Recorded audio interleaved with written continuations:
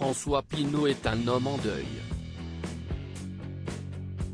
Le capitaine d'industrie, fondateur des sociétés Artemis et Kering, a perdu sa fille Florence.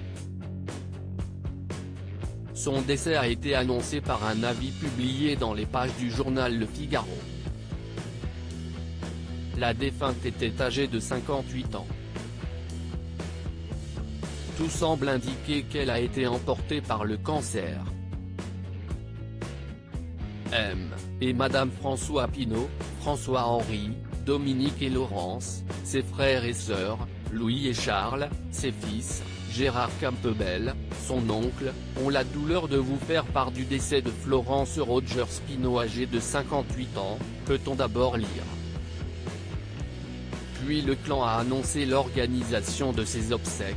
La messe de funérailles sera célébrée en l'église Saint-Sulpice, Paris, 6e, le mercredi 8 septembre 2021, à 15h30. Si François Pinault et son fils, François-Henri, qui a repris la main depuis le milieu des années 2000 des sociétés paternelles, n'ont pas encore publiquement évoqué la mort de Françoise, il semble que celle-ci luttait contre la maladie.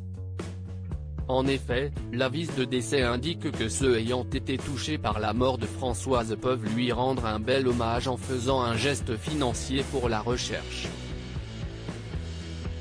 Des dons pourront être adressés à l'Institut international de cancérologie de Paris du professeur David Kayat, qui a notamment traité le défunt Johnny Hallyday, note de la rédaction, peut-on lire.